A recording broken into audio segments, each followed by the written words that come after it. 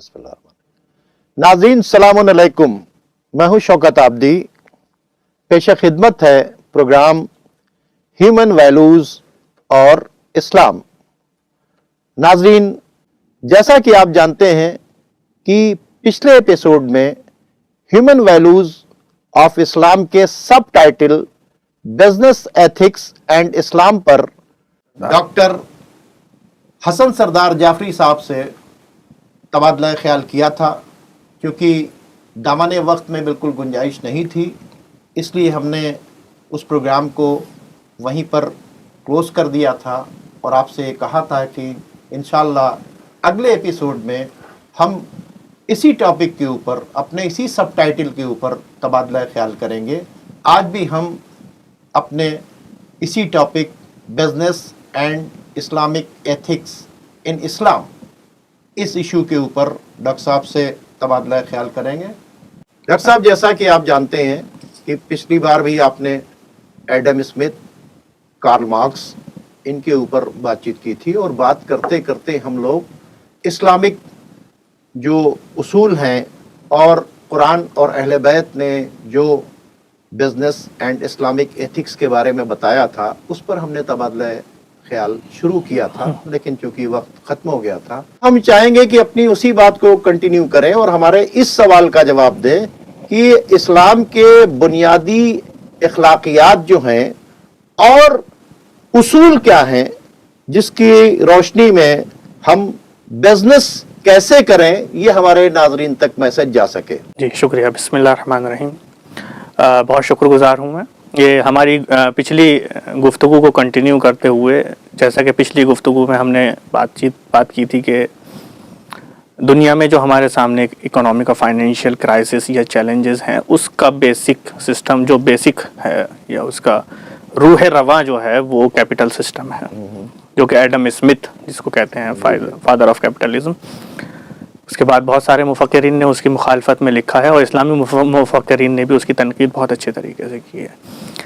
देखिए, आपका सवाल यह है कि इस्लाम बिजनेस और ट्रेड को किन अखलाकियात के तनाजुर में देखता है, उसके उसूल क्या है, उसके उसूल क्या हैं, इस्लामी अखलाकियात क्या हैं, यानी Islamic ethics, business and Islamic ethics जो हमारा सब टाइटल है।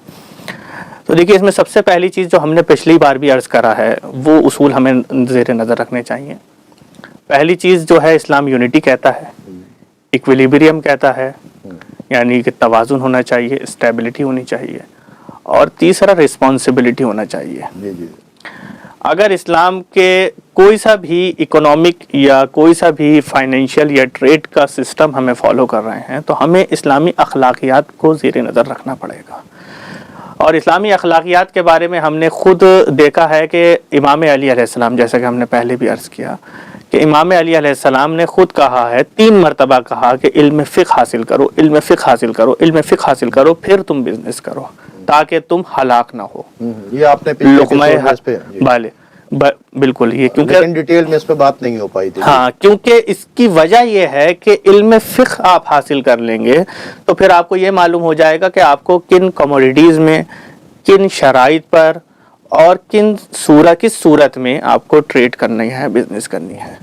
और अगर आप इन शराइत को मद्देनज़र रखते हुए ट्रेड या बिजनेस करेंगे तो इसका सबसे बेहतर फ़ायदा आपका ये होगा कि आपकी ना दुनिया बर्बाद होगी ना आखिरत बर्बाद होगी। बहुत अच्छी बात है। मतलब कि हम जो भी काम करें उसमें हमारी दीन और दुनिया दोनों कामयाब हो, दोनों खराब ना हो, दोनों खराब। और इसमें एक चीज़ ये भी है, देखिए, इस्लाम एक ऐसा मजहब है, ये जो दूसरे रहबानियत वगैरह या सेपरेशन वगैरह के जो कायल हैं एक तरीके से कि दुनिया कुछ नहीं रखती है, दुनिया में कुछ नहीं है, इस्लाम वो मजहब नहीं है। इस्लाम चाहता है कि आप हलाल रिज़्क़ के लिए जूझें, मेहनत करें, जैसा कि हमने अर्ज करा था, यानी दुनिया जियो लेकिन एक रिस्पॉन्सिबल पर्सन के हिसाब से दुनिया जियो। अगर आप दुनिया में अपनी रिस्पॉन्सिबिलिटी के साथ जिएंगे, अपनी जिंदगी बेहतर करेंगे, तो इस्लाम ये चाहता है कि अपनी जिंदगी के साथ दूसरों की जिंदगी भी बेहतर करो। ठीक है। तो अब इसमें देखिए, इस्लाम ने एक जैसा कि जिक्र आता है, जैसे कुरान मजीद में आया है, खुद या अय्युहल्लज़ीना आमनू ला ताकुलू अम्वालकुम बैनकुम बिल बातिल इल्ला अन तकूना तिजारतन अन तराज़ मिनकुम वला तक़्तुलू अनफुसकुम। कहते हैं कि तुम हराम लुक़मा मत खाओ اور اگر تم یعنی محنت کیے بغیر مت کھاؤ. ہاں اور ٹریڈ کرو، بزنس کرو، لیکن تمہاری بزنس ہمیشہ میوچل گڈ ول پر ہونی چاہیے. دیکھیے یہ ایک پوائنٹ آ گیا ہے. آپ اگر ایک سمجھوتا کر رہے ہیں، ایک ٹریڈ کر رہے ہیں، ایک آپ کا نام ایگریمنٹ کر رہے ہیں، تو وہاں پر میوچل گڈ ول، مطلب میں آپ کے ساتھ اگر کوئی سودا یا کوئی بزنس یا کوئی تجارت کر رہا ہوں تو میرا یہ ہدف نہیں ہونا چاہیے کہ آپ غرق ہو جائیں اور میں اپنا بیڑا پار کر جاؤں. کیا بات ہے. میرا یہ ہدف نہیں ہونا چاہیے کہ آپ کا جو بھی ہو نقصان ہوتا رہے، میرا پروفٹ ہونا چاہیے. یعنی میرا جو پارٹنر ہے اس کی پوری رسپانسبلٹی میرے اوپر بھی ہے. بالکل، اس کو بھی آپ کی رسپانسبلٹی اپنے ذہن میں رکھنی ہے اور آپ کو بھی اپنی رسپانسبلٹی اس کے ذہن میں رکھنی ہے، تاکہ توازن بنا رہے. بہت اچھی بات ہے. تاکہ توازن بنا رہے. اگر آپ صرف، اور دیکھیے اگر آپ کے اندر خوف خدا ہوگا، خوف آخرت ہوگی، تبھی آپ ان چیزوں کا خیال کر سکتے ہیں. اس لیے فقہ کی بات چیت کی. ہاں، اب امام علیہ السلام کی خود حدیث ہے کہ کبھی بھی ایک ایسے انسان کے ساتھ، شاید امام حسین علیہ السلام کی ہے غالباً، کہ کبھی بھی ایک ایسے انسان کے ساتھ ایگریمنٹ مت کرو یا بزنس یعنی کاروبار پارٹنرشپ مت کرو جس کو آخرت کا خوف نہ. کیا بات ہے. بہت بڑا میسج ہے ناظرین، بہت بڑا میسج ہے کہ جس کو آخرت کا خوف نہیں ہے اس کے ساتھ کاروبار مت کرو. بالکل. اب یہاں بتا دیا ہے کیونکہ جو انسان آخرت کے خوف سے نہیں رکھتا ہے. دیکھیے اس میں تو دوسرا مذہب بھی یہ کہتا ہے کہ جیسے کرم کرو گے ویسے پھل دے گا بھگوان. دنیا مزرع الاخرہ، بہت اچھی جیسا تم کیا نام ہے بوگے ویسا ہی. جی میں چاہوں گا کنٹینیو کریں. میں نے آپ کو آخرت کا بہت خیال رکھنا. اچھا اس میں ہوگا کیا کہ اگر کوئی انسان آپ کسی کے بھی طریقے کا چھوٹے سے چھوٹا ایگریمنٹ بھی کر رہے ہیں یا چھوٹے سے چھوٹا اس کے ساتھ کیا نام ہے کوئی بزنس پارٹنرشپ کر رہے ہیں، اس کو اگر آخرت کا خیال ہے، وہ آخرت سے ڈرتا ہے، تو آپ اس بات پہ بالکل مطمئن رہیں کہ وہ کوئی بھی آپ کو فراڈ یا دھوکہ دینے سے پہلے وہ آخرت کو سوچے گا. اور جو آخرت کو نہیں سوچتا ہے وہ بالکل 100% آپ اس کے اوپر غور کر لیں کہ وہ ایک کیپٹل سسٹم کا ایک ایلیمنٹ ہے.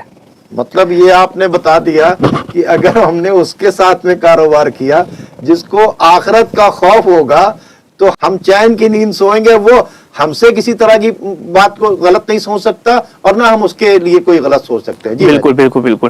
اچھا اس میں ایک چیز اور ہے کہ آپ یہ دیکھیں کہ جو ہم ارننگ کر رہے ہیں، دیکھیے ایک بہت بڑا اثر ہوتا ہے. مال حرام اسلام نے بالکل منع کیا ہے. اب مال حرام میں آپ نے اسلام نے یہ کہہ دیا کہ نہ ہی حرام چیزوں پہ آپ ٹریڈ کریں گے، بزنس کریں گے، اور نہ ہی جو اسلام نے حرام قرار دی ہیں. ٹھیک ہے. اور اس میں ایک انٹرسٹ کو بہت سختی سے اسلام نے منع کیا. انٹرسٹ ہے، شراب ہے، جس سے سوسائٹی کے اندر نشہ ہے، بالکل، جس سے پوری سوسائٹی یعنی ہیومن ویلیوز برباد ہوتی ہیں، ان کے کاروبار کو منع کیا گیا. جی تو آپ جو ہے حرام چیزوں پہ نہ ہی بزنس کریں گے، نہ ہی ٹریڈ کریں گے، اور نہ ہی جو چیزیں اسلام نے حرام قرار دی ہیں ان چیزوں کے اوپر. اگر آپ حرام چیزوں پہ بزنس اور ٹریڈ کرتے ہیں تو اسلام کیا کہتا ہے؟ امام صادق علیہ السلام کا قول ہے. امام صادق نے کہا مال الحرام یبین فی ذریہ. امام نے بتا دیا کہ حرام کمائی جو حرام طریقے سے ارن ہو، انکم آئے، وہ اس کا اثر آپ کی اولاد میں دکھائی دے گا. کیا بات ہے، کیا بات ہے. یعنی آپ کی اولاد نافرمان ہوگی، بد اخلاق ہوگی، تو وہ جو نتیجے نکل رہے ہیں وہ کہاں سے نکل رہے ہیں؟ مال حرام سے نکل رہے ہیں. تو یعنی خود ایک طریقے سے مولا یہ بتا رہے ہیں کہ آپ کے جسم میں جو کھانا پروڈیوس ہوتا ہے، جس سے انرجی پروڈیوس ہوتی ہے، اس انرجی کا صرف ایک طریقے سے ظاہری جسمانی تاثیر نہیں ہے بلکہ روحانی تاثیر بھی ہے. اس کے مطلب اگر غلط پیسہ کما کر لا رہے ہو تو سب سے پہلے تم اپنی نسلوں کو برباد بالکل اپنی نسلوں کو برباد وہی نسل سوسائٹی میں جائے گی، وہی برباد ہوگی. وہی سوسائٹی جو ہے برباد ہو جائے. تو اسی چیز میں کیونکہ اخلاقیات برباد ہو جائیں گے، سریت میں جو ہے مال حرام دکھائی دے گا. اسی لیے جو ہے آپ کو جو اسلام کہہ رہا ہے کہ نہ حرام چیزوں میں ٹریڈ کرو، نہ ہی حرام طریقے سے پروفٹ کماؤ، اور نہ ہی حرام غذا جو ہے اپنے آپ کھاؤ، نہ اپنے بچوں کو کھانے دو. اس کا اثر جو ہے نسلیں خراب ہو جائیں گی. اچھا اس میں اب امام علیہ السلام جو ہے یعنی ڈاکٹر صاحب یہاں پر یہ بھی ہے کہ جو لوگ ملاوٹ کرتے ہیں وہ بھی حرام کی بات چیت کرتے ہیں، جو ناپ تول میں کمی کر رہے ہیں وہ بھی اپنے بچوں کو حرام کھلا رہے ہیں. بالکل بالکل. جو قرآن بہت مجید میں زیادہ پروفٹ لے رہے ہیں وہ بھی اپنی نسل کو برباد کر رہے ہیں. بالکل بالکل. قرآن مجید میں جو ہے ناپ تول کے لیے ہم اپنے ہیومن ویلیوز تبھی ہر وقت ہمیں انسانی اقدار کا ख्याल रखना होगा, तभी तो हम कारोबार कर सकते हैं। इसी को तो कहते हैं सोशल रिस्पॉन्सिबिलिटी। आपके अंदर अखलाकियात जो हैं वो आने चाहिए, आपके अंदर मंशूर आना चाहिए, इस्लामी मंशूर, आपके सामने इस्लामी आइन आपके सामने होना चाहिए। कुरान मजीद ने खुद कहा है, सूरह मुबारक मुतफ़्फ़िफ़ीन में कहा है कि जो कमोबेशती करते हैं तवाजुन में यानी तोलने में, उनके ऊपर लानत है, वैल है। तो वो इसीलिए है क्योंकि वहाँ क्या है, वहाँ पे भी ये गलत सेल्फ इंटरेस्ट। हमने पहले खुद कहा है कि सेल्फ इंटरेस्ट जब भी आएगा सोसाइटी बर्बाद होगी, वो घर बर्बाद हो जाएगा जहाँ सेल्फ इंटरेस्ट आ जाएगा। यानी हमने कम तौला तो किसी को कम दिया, बिल्कुल, उसमें तवाजुन को अगर हमने खराब किया है तो फिर उसमें जो है ज्यादा प्रॉफिट ले बिल्कुल। अब इसमें एक चीज यह है कि फिर मासूमीन अलैहिस्सलाम जो है वो हमें क्या रास्ते देते हैं ट्रेड करने के लिए, वो क्या बताते हैं हमें, मतलब कि हमें किस तरीके से ट्रेड करना है। देखिए अगर मासूमीन, यहीं पे मैं रोक कर मैं एक बात बताऊंगा और एक मैसेज देना चाहता हूं नाज़रीन। हमने देखा कि ईद आने से पहले खराब से खराब सामान बेच रहे हैं, ज्यादा से ज्यादा प्रॉफिट ले रहे हैं, और उसके साथ में रोजा भी रखे हुए हैं, जबकि ये कहा गया है कि तुम पर रोजे इसलिए फर्ज किए गए हैं ताकि तुम मुत्तकी बन जाओ, तकवे वाले बन जाओ।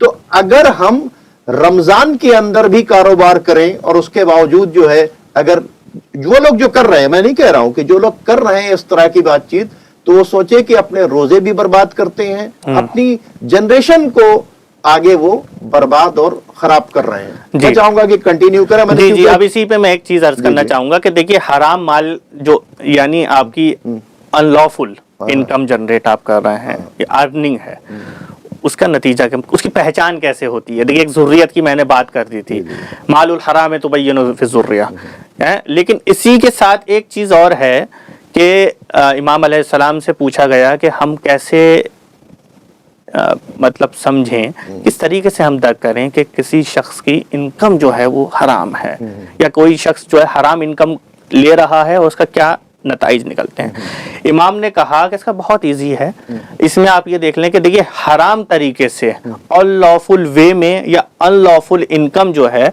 उसका आउटकम भी वैसा ही होगा।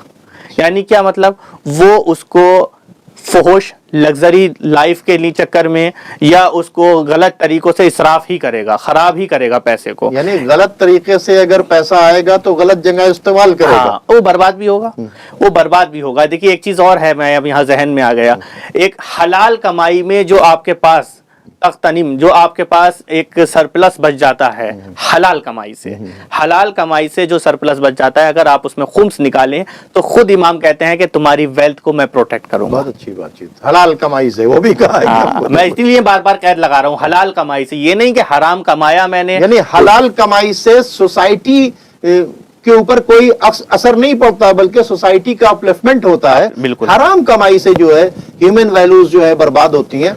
डॉक्टर साहब, एक शायर ने बहुत अच्छा शेर कहा है जी, फरमाएं कि कब्र के पत्थर के नीचे थी मेरी अय्याशियां और मेरे अमाल का साया मेरे बच्चों पर था। वाह वाह। तो इसके मतलब कि अगर बिल्कुल बिल्कुल इल्लीगल तरीके से अगर कमाई है और हम अपने बच्चों को खिला रहे हैं तो उसका असर जो है हमारे बच्चों पर भी पड़ेगा। इसलिए हमारी जिम्मेदारी बनती है कि हम हलाल खिलाएं और हलाल कमाई अपने बच्चों तक ले आएं, ताकि हम अपनी जनरेशन को तो कम से कम सिराते मुस्तकीम पर ले चलें और उनकी आखिरत ना बर्बाद होने दें। मैं चाहूंगा कि आप उसे कंटिन्यू करें। अच्छा, अब इसमें एक चीज़ ये है कि अब एक चीज़ ये है कि हमने ये देख लिया है कि अखलाकियात का बहुत जोर है, हराम से बचना है, हलाल की तरफ तवज्जो देनी है।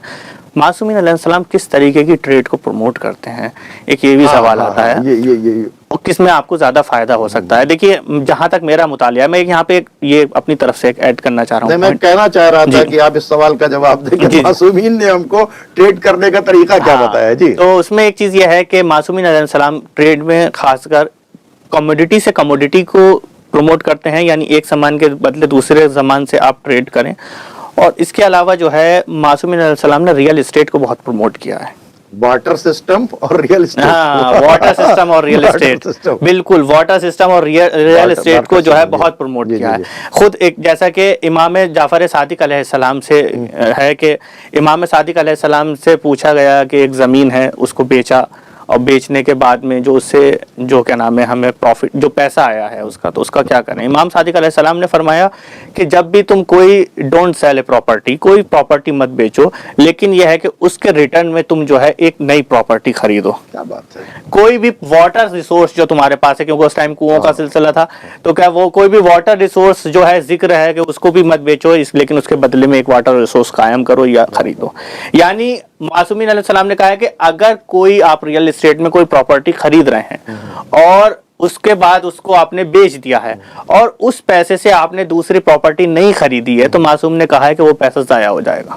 بہت اچھی بات چیت ہے, بہت اچھی بات. تو یعنی ہمیں یہ خیال رکھنا چاہیے کہ ریئل اسٹیٹ میں اگر ہمارا انویسٹمنٹ ہے, اگر ہم پیسہ لگا رہے ہیں, تو ہمیں ضرور یعنی ہماری ریئل اسٹیٹ میں جو پراپرٹی ہے وہ جنریٹ ہوتی چلی جانی چاہیے. یہ بھی تو ہوگا کہ کل ہماری جنریشن کے پاس جو ہے ایک بہت بڑا ایسٹ ملے گا. بالکل وہ غلط نہیں سوچے گی, حرام کمانے کے لیے نہیں سوچے گی, بلکہ اس پراپرٹی کا استعمال کر کے حلال غذا اپنی کما سکتی ہے, اس کو بیچ کے اس کے بعد بزنس کر سکتی ہے, اور پھر اس بزنس کو بڑھانے کے بعد پھر پراپرٹی خرید. اب اس میں دیکھیں پراپرٹی کا میں ایک بات یہ کہنا چاہوں گا کہ ایور گرین.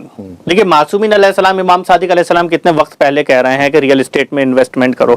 ایک طریقے سے امام علیہ السلام کی ایک حدیث اور ملتی ہے کہ امام صادق علیہ السلام ہی کا ہے ذکر ہے کہ ایک گھر امام علیہ السلام وزٹ کرنے گئے تھے ایز اے مطلب ایسٹ, تو اس پہ ایک خاکہ آپ نے جو ہے وہاں پہ چاروں طرف بنا دیا. امام سے پوچھا کہ آپ یہ خاکہ کس لیے بنا رہے ہیں؟ کہا میں یہ دعا پڑھ رہا ہوں اور یہ خاکہ اس لیے بنا رہا ہوں کہ کبھی ایسی نوبت نہ آئے کہ میں اس گھر کو بیچوں. یعنی معصومین علیہ السلام یہ چاہتے ہیں کہ آپ پراپرٹی میں اگر انویسٹمنٹ کر رہے ہیں تو پلس کرتے ہی چلے جائیں اس کو, پراپرٹی کو, اور اگر آپ ایک پروفٹ کو دیکھتے ہوئے کوئی چیز بیچ رہے ہیں تو پھر اس سے فوراً ایک دوسری ایسٹ ضرور آپ قائم کر لیں. ایسٹ میں اسراف نہ کریں, پیسے کو اسراف نہ کریں. انسان کیا ہے, انسان کی طبیعت یہ ہے کہ وہ لگزریس لائف کی طرف جاتا ہے. نفس جو اس کا نفس ہے, نفس امارہ, وہ لگزریس لائف کی طرف, یعنی اگر کمایا ہے تو فحش اور عیاشی میں مت اڑاؤ, بلکہ انویسٹ کرو, اور انویسٹ کرو تو پراپرٹی میں انویسٹ کرو. کلوا واشربوا ولا تسرفوا, کھاؤ پیو اور اسراف بالکل مت کرو. واہ واہ واہ. اسراف کو اسلام نے بہت سختی سے منع کیا ہے. اور جیسا کہ ایک جگہ اور ہے, وَإِذَا ذَاتِ الْقُرْبَى حَقَّهُ وَالْمِسْكِينَ وَابْنَ السَّبِيلِ وَلَا تُبَذِّرْ تَبْذِيرًا. یعنی تم کسی بھی حال میں جو ہے اسراف مت کرو, جس کا جو حق ہے وہ دو. انسان لگزریس لائف تو جی لیتا ہے اپنی انکم سے, حلال کمائی بھی اس سے بھی جی لیتا ہے, لیکن اگر وہ کہیں نہ کہیں کچھ حقدار جو کہ غریب ہیں, مسکین ہیں, فقیر ہیں, اگر وہ لگزری لائف نہ جیے, ایک سادہ لائف جیے اور ان کو وہ لگزری پیسہ دے دے, تو کہیں نہ کہیں سوسائٹی میں اسٹیبلٹی آ جائے گی. واہ واہ واہ, جو اسلام جو چاہتا ہے. بہت اچھی بات چیت ہے. اچھا ایک چیز اور ہے کہ ریئل اسٹیٹ میں ایک بہت اچھی چیز ہے, ایک بہت مشہور ہے انویسٹمنٹ میں, کہ don't put all the eggs in a basket. ٹھیک ہے, تو اسی پہ ایک مرتبہ میں نے یہ پڑھا تھا, لیکن امام صادق علیہ السلام کا ایک ذکر ملتا ہے کہ امام صادق علیہ السلام کے پاس ایک شخص آیا. آنے کے بعد اس نے کہا کہ مولا آپ یہ الگ الگ جگہ جو کہتے ہیں کہ اپنی پراپرٹی الگ الگ حصوں میں خریدو یا اپنی ایسٹ الگ الگ جگہ پہ قائم کرو, آپ ایسا کیوں نہیں کہتے کہ سب کو ایک بڑی سی پراپرٹی لے لی جائے, اس میں اس کے مینٹیننس کا بھی کم خرچہ ہوگا اور اس میں دیکھ ریکھ میں بھی آسانی ہوگی, اس کا جو اس کو جو کیا نام ہے کیئر رکھنا ہے اس کی. تو امام علیہ السلام نے کہا نہیں, کہا کہ اگر خدا نخواستہ کوئی ایک ایسے حالات آئیں کہ جس کی وجہ سے کوئی اگر پراپرٹی پہ کوئی بات آتی ہے یا پراپرٹی کو نقصان ہونے والا ہے, تو پھر اگر ہم سارا انویسٹمنٹ ایک جگہ کر دیں گے تو پھر ہمارا سب ضائع ہو جائے گا. فار ایگزامپل ہم نے بامبے میں سب کچھ انویسٹ کر دیا, وہاں سلم آ گیا تو اب ہم بیکار ہو گیا. لیکن اسی لیے الگ الگ جگہوں پہ آپ پراپرٹی خریدیں, الگ الگ جگہ پہ انویسٹمنٹ کریں, تاکہ آپ کی اگر کہیں ایک جگہ پہ کسی بھی طریقے سے, وہ تو ایک طریقے سے مطلب ایک یعنی کہ ایک طوفان آ گیا اس سے ہو گیا, لیکن کسی بھی طریقے سے اگر ایک ایسٹ ضائع ہو رہی تو دوسری آپ کی بچی رہے. بہت اچھی بات. تو اسی لیے امام نے کہا کہ مطلب وہی کہ تم اپنا سارا کا سارا سرمایہ ایک تھیلے میں نہ رکھو کہ اگر وہ تھیلا گیا تو سب سرمایہ چلا جائے گا, بلکہ اس کو اپنے جتنی بھی تمہاری ایسٹس ہیں اس کو الگ الگ رکھو. انویسٹمنٹ جو ہے صرف ایک جگہ مت کرو, چھوٹا چھوٹا انویسٹمنٹ الگ الگ جگہ کرو. اچھا اس میں پھر امام علیہ السلام جو ہیں وہ یہ بھی بتا دیتے ہیں کہ دیکھیے ریئل اسٹیٹ کے بہت سارے فائدے ہیں. ریئل اسٹیٹ اس ٹائم سے لے کے آج تک وہ ایور گرین ہے, لیکن ہمیں یہ دیکھنا چاہیے کہ معصومین اسی طریقے سے گولڈ کے بارے میں بھی ہے اور چاندی کے سلور کے بارے میں بھی ہے کہ اگر آپ اس میں انویسٹ کر رہے ہیں تو اس کو کس طریقے سے رکھیں. بتایا ہے کہ اس کو دیواروں کے اندر محفوظ رکھو گولڈ کو. تو گولڈ کو بھی آج کے دور میں کرنسی آپ کی محفوظ نہیں ہے، اگر کرنسی میں آپ کر رہے ہیں تو کرنسی میں کچھ بھی ہو سکتا ہے. مطلب گولڈ کو اب اس زمانے میں دیوار کے اندر یعنی کہ اس کو زیادہ سے زیادہ محفوظ رکھو. اور یہ چیز دیکھیے کہ آج بھی یہ جو ہمارا ماڈرن سے ماڈرن اکنامک سسٹم آ چکا ہے، وہاں پر بھی ریئل اسٹیٹ اور گولڈ کو ایور گرین ایسٹ مانا جاتا ہے اور وہاں بھی قبول ہے. لیکن امام کس دور میں اور کہاں بیٹھ کر وہ یہ چیزیں بتا رہے ہیں؟ امام جو بتا رہے ہیں وہ یہ اس کا سیدھا میسج یہ ہے، بالکل اس کا سیدھا میسج یہ ہے کہ ہمارے پاس جو علم ہے وہ اللہ کی طرف سے ہمیں سیدھا ودیت کیا گیا ہے. ہم انسانوں کے محتاج نہیں ہیں، ہم انسانوں کے ریفارم کے لیے آئے ہیں. ڈاکٹر صاحب دیکھیے، آپ سے جو بات ہوئی وہ بات بہت اچھی ہو گئی، لیکن دیکھیے اس کے ایک دوسرے بھی لوگ مقصد نکال سکتے ہیں. چاہیں گے کہ اس کو بھی واضح کر دیں کہ جو لوگ مال جمع کرتے ہیں سونے اور چاندی، ان کو جو ہے قیامت کے دن اس کو تپا کر اس سے داغا جائے گا. بالکل ٹھیک ہے، تو یہی بات چیت ہے. تو گولڈ جو جمع کرنا ہے یا کیا نام ہے پراپرٹی میں انویسٹ کرنا ہے، تو وہ اپنی کیپٹل کو سیکیورڈ کرنا ہے، لیکن اس کے ساتھ وہ کنڈیشنز بھی ہے کہ یتیم کا، مسکین کا، پڑوسی کا، اور اپنے یعنی جتنے لوگوں کے رائٹس آپ کے اوپر ہیں ان سب کے اوپر خرچ کریں. عیش و عشرت میں نہ خرچ کریں اور بچے ہوئے پیسے کو وہاں کے اوپر آپ اسے سیو کر سکتے ہیں. یعنی اپنی رسپانسبلٹی پوری کرنے کے بعد اس پیسے کو آپ سے. جی بالکل صحیح، آپ نے اس بارے کی طرف، یہ بہت ضروری تھا، ورنہ اس کا کوئی میسج، اس کا میسج جو ہے وہ یعنی جس کو ہم کہتے ہیں میسج ہے کہ صاحب کی ادھر ایک تو منع کیا گیا اسلام میں جمع کرنے کے لیے، اور یہ کہہ رہے ہیں اپنے چینل کے ذریعے کہ گولڈ. تو اس میں ایک چیز میں عرض کر دوں، دیکھیے گا کہ سب سے پہلے ہم عرض کر چکے ہیں کتنا بھی آپ انکم، کتنی بھی ویلتھ آپ جنریٹ کر سکتے ہیں، اسلام منع نہیں کرتا ہے. لیکن آپ اگر خمس اور زکوٰۃ دے رہے ہیں تو تو اس سے چیریٹی ہماری ہو رہی ہے. آپ خمس، آپ کے اوپر زکوٰۃ واجب ہو رہی ہے، آپ زکوٰۃ دے رہے ہیں. آپ کے اوپر خمس واجب ہو رہا ہے تو آپ خمس دے رہے ہیں. مثال کے طور پر آج آپ کی ویلتھ تھی آپ کی 5 لاکھ، اور آپ مطلب آپ کا جو اغتنام ہے، جو آپ کا بچا ہوا ہے، اس پہ آپ نے 1 لاکھ خمس نکال دیا ہے. اگلے سال آپ نے ماشاءاللہ اور محنت کری، اب 2 لاکھ نکالنا ہے، تو 2 لاکھ سوسائٹی کو دے رہے ہیں نا آپ. بہت اچھی بات ہے. سوسائٹی کو جتنا آپ جنریٹ کر رہے ہیں تو اتنا سوسائٹی کو دے بھی تو رہے ہیں. اور اگر حلال کمائی، جی، اور اگر آپ نہیں دیں اور حلال کمائی سوسائٹی کو دے بھی رہے، جی، اور اگر آپ نہیں دیں، مان لیجئے آپ نے، یہ بہت باریک مسئلہ ہے، اگر آپ نے نہیں دیا ہے تو آپ یہ سمجھیں کہ بالکل آپ کا جو پیسہ ہے، جو بھی انکم ہے، وہ حرام ہو گئی ہے، وہ حلال رہی نہیں، آپ کی انکم حرام ہو گئی.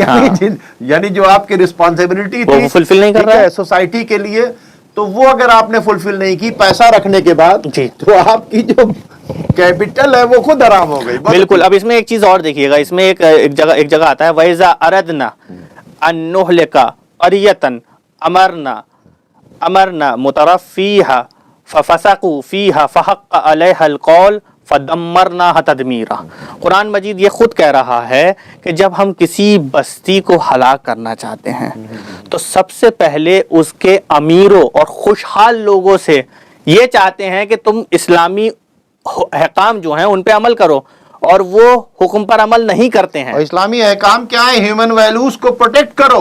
غلط تو نہیں کہہ رہے، ہاں بالکل، سوسائٹی کا اپلفمنٹ کرو. دیکھیے اب یہاں اس آیت میں ایک بہت باریک بات ہے، میں وہی عرض کرنا چاہ رہا ہوں کہ اگر کوئی سوسائٹی، اگر کوئی معاشرہ، اگر کوئی فرقہ اگر برباد اللہ کرنا چاہتا ہے تو اس سے پہلے سب سے پہلے ریمائنڈ کراتا ہے اس سوسائٹی کے، اس فرقے کے امیروں کو کہ تمہارے پر کچھ احکام ہیں، اور وہ اس میں اس کی اعتنا نہیں کرتے، پرواہ نہیں کرتے، اپنی ریسپانسبلٹی کو فلفل نہیں کرتے، بس سب سے پہلے اللہ تعالیٰ ان امیروں کو برباد کرتا ہے.